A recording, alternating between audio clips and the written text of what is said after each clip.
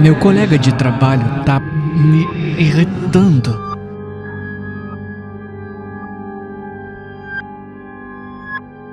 Cássio amassou seu pacote de salgadinhos o mais alto possível, olhando diretamente para mim.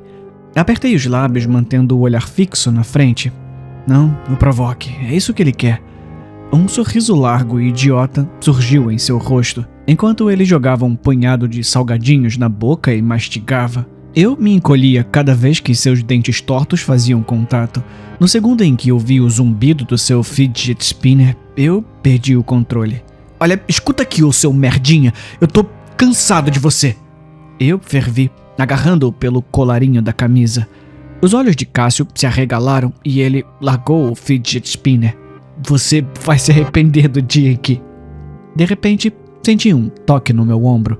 Soltei Cássio e me virei para encontrar a chefe do RH, Karen, parada atrás de mim, de braços cruzados. Meu rosto ficou vermelho. Derek, meu escritório, agora. Eu a segui, com a cabeça baixa de vergonha, enquanto Cássio ria atrás de mim. No final, recebi uma bronca de Karen e uma advertência final.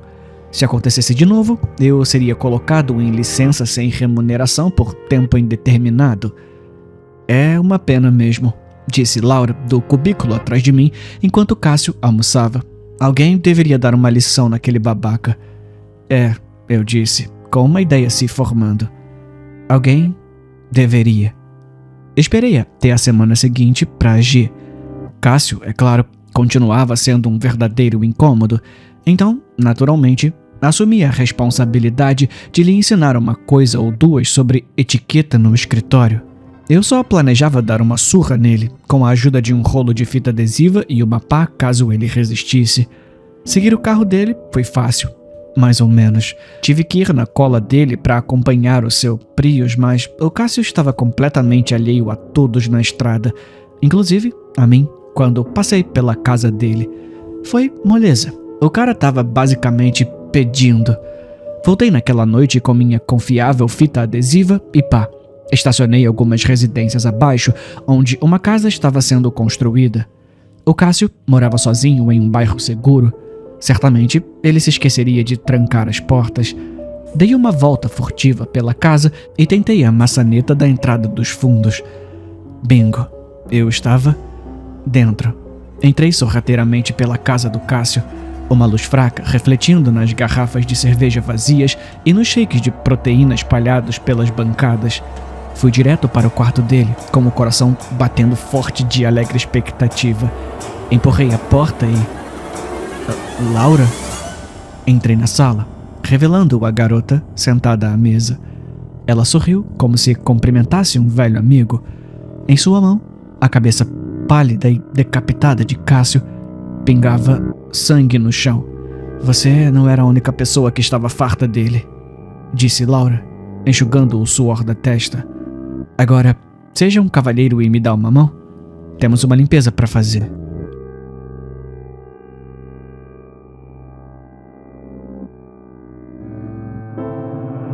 O meu namorado sabotou o meu anticoncepcional.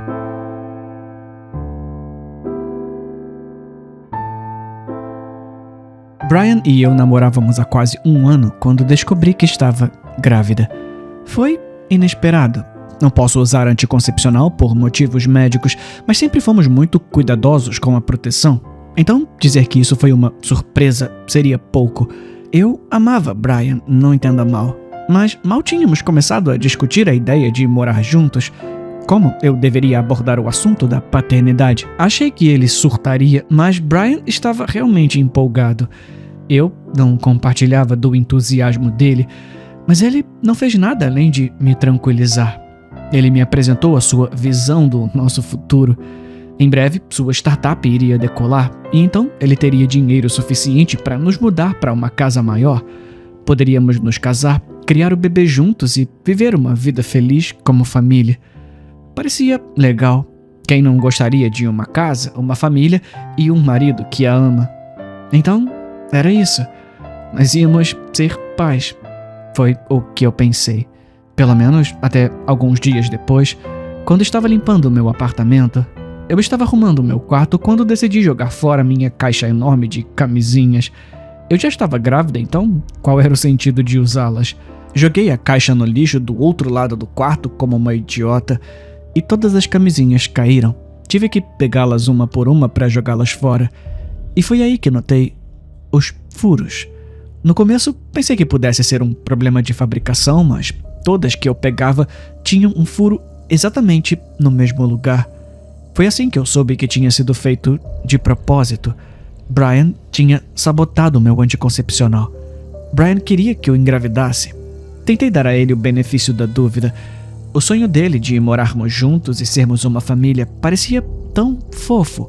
Sim, o que ele fez foi uma loucura, mas é possível que ele tenha feito por amor. Talvez ele só quisesse acelerar o nosso relacionamento. Era tão ruim assim. Decidi dar a Brian uma chance de se explicar e ele confessou imediatamente. Sim, eu me intrometi nisso, disse Brian com naturalidade. Por que você traiu a minha confiança desse jeito? Perguntei. O olhar de Brian permaneceu firme. Tive a sensação de que ele não se arrependia nem um pouco do que tinha feito. Amor, eu preciso ter um filho o mais rápido possível, antes que a empresa falisse. Brian não estava fazendo muito sentido e sua falta de emoção estava começando a me irritar. O que diabos ter um filho tem a ver com a sua startup? Brian enfiou a mão no bolso e tirou uma folha de papel. Brian, perguntei, o que diabos é isso? A parte de baixo estava assinada com algo vermelho, que supus ser sangue. É um contrato. Em troca do sucesso da minha empresa, ofereci o nosso primeiro filho ao diabo.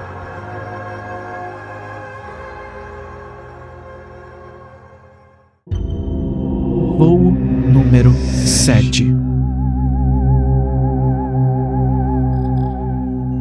Afivelei o cinto de segurança enquanto o avião taxiava em direção à pista.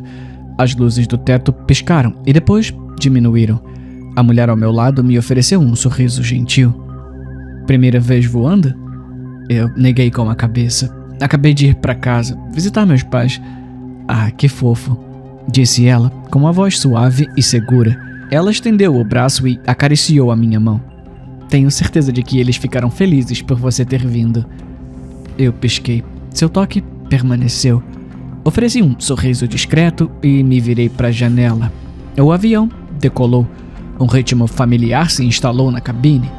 O silêncio da subida, os sons dispersos dos passageiros se adaptando, uma tosse, um saco de salgadinho amassando. Em algum lugar atrás de nós, risadas. Eu me inclinei no assento. Eu havia reservado a passagem 2 noites antes. Não levei muita coisa, não planejava ficar muito tempo, apenas alguns dias. Tempo suficiente para sentar em frente ao meu pai. Tempo suficiente para ouvir a minha mãe dizer meu nome como se ainda significasse alguma coisa. Talvez cozinhássemos, talvez conversássemos, talvez, só talvez, a minha volta fizesse com que minha partida doesse menos. Eu sou Betty. Eu me virei. James, de onde você vem? Perguntou ela. Um motel. Hesitei. Depois acrescentei. Eu precisava de um descanso. Ela assentiu, como se tivesse entendido. Fiz uma pausa. Um flashback de um momento que eu gostaria de poder esquecer me invadiu. Ela lançou um olhar caloroso, tirou um livro da bolsa e o abriu em uma página desgastada. Voltei-me para a janela. O céu lá fora mudou, dourado, derramando-se por entre nuvens suaves. Parecia fim de tarde, atemporal, lindo e lento. Quando começamos a descer, Betty fechou o livro e olhou para mim. Sabe, eu odeio aviões. Arqueei uma sobrancelha. Por quê?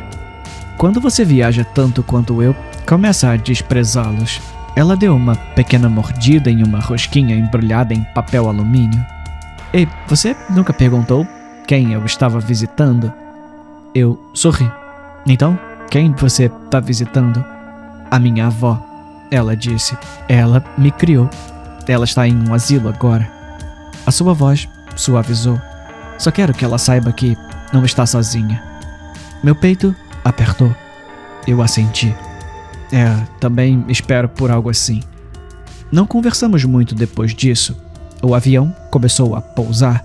Ninguém acordou cedo, sem pressa, apenas a calma lenta da descida. Os comissários de bordo se moveram casualmente pelo corredor.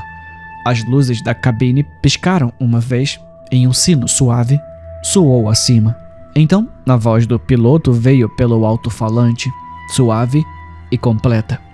Atenção, passageiros do voo número 7. Chegamos ao nosso destino. Para aqueles que estão em transferência, por favor, levantem-se e saiam da cabine primeiro. Alguns passageiros começaram a desembarcar. Uma garotinha, segurando a mão da mãe e um ursinho de pelúcia, sorriu ao passar. Para aqueles que estão visitando um ente querido temporariamente, por favor, permaneçam sentados. Sua comissária de bordo estará por perto em breve para emitir sua autorização de voo fantasma. Betty sorriu para mim. Abrace seus pais bem forte por mim, tá? Sorri e apertei a mão dela. Obrigado por voar conosco. Tenha uma ótima encarnação.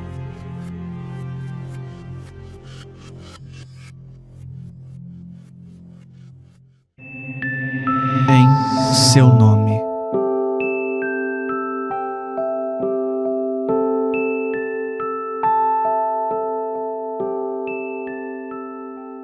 O homem abriu os olhos, mas não havia nada. Apenas um espaço branco e infinito. De repente, uma figura surgiu diante dele. Alta, envolta em sombras e asas. Nome? Exigiu a figura, com uma voz profunda e fria. O homem se endireitou, limpando a poeira de sua longa túnica. Eu sou o Padre Marius, sacerdote há 40 anos. A figura assentiu uma vez, rindo baixinho. Você não é mais o Padre Marius aqui, meu filho. Então, o que você fez da sua vida, Marius? Eu vivi em seu nome, respondeu Marius rapidamente. A figura interrompeu. Não, eu não sou ele, sabe? Marius hesitou por alguns segundos antes de se recompor. Perdoe-me, santo servo. A figura assentiu, permitindo que ele continuasse. A cada amanhecer eu o louvava. A cada crepúsculo eu me ajoelhava em devoção. Eu negava os prazeres mundanos. Eu mantinha o povo puro.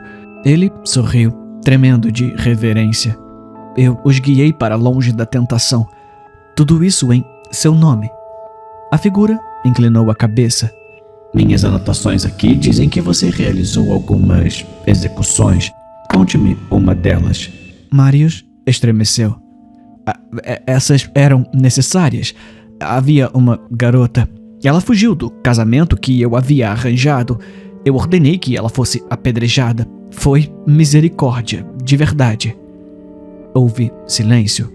O anjo abriu outra página do livro. E aqui você deixou centenas morrerem de uma praga? Sim, santo servo. Acredito que o sofrimento foi um teste dele. Se sim, a intervenção não seria uma blasfêmia. As asas da figura se contraíram como um sopro sobre lâminas. Conte-me sobre aquela vez em que você queimou uma vila. Eles recusaram a palavra quando meus mensageiros foram enviados, disse Marius com a voz embargada. Eu pensei que isso provaria nossa devoção. O fogo purifica, não é? Ainda assim, a figura respondeu com silêncio. Marius continuou, agora com um tom mais confiante. Eu sempre acreditei que este dia chegaria. Eu também costumava falar muito bem de você. A figura permaneceu imperturbável. Rios dourados, banquetes eternos, jardins intocados pelo tempo. Eu fiz todos os sacrifícios por esse lugar. A figura deu um passo à frente. Sua presença o pressionava como uma montanha. Você deseja o paraíso? Sim, sussurrou Marius, com os olhos brilhando. Eu sofri por ele. Os olhos da figura escureceram. E o que você acha que o mundo era? Marius piscou. Um teste, um lugar de tentação a ser suportado. A figura exalou um som baixo e ecoante, algo entre um suspiro e uma risada. Você permitiu o sofrimento acontecer. E agora achou que isso lhe garantiria o paraíso? Eu segui as escrituras, Não. disse a figura, suave, mas firme. Você seguiu o que queria que elas dissessem. Marius balançou a cabeça, seus lábios tremendo. Mas me prometeram uma recompensa. A figura se virou, como se fosse embora. Espera! Gritou Marius. Esse não é o portão? Não é onde fica o paraíso? A figura parou, olhou por cima do ombro e sorriu. Pela primeira e última vez. Você já estava lá. Disse a figura. E você o desperdiçou. Se esforçou para torná-lo inferno. Então, a figura desapareceu na luz, deixando Marius no silêncio branco e infinito, para sempre.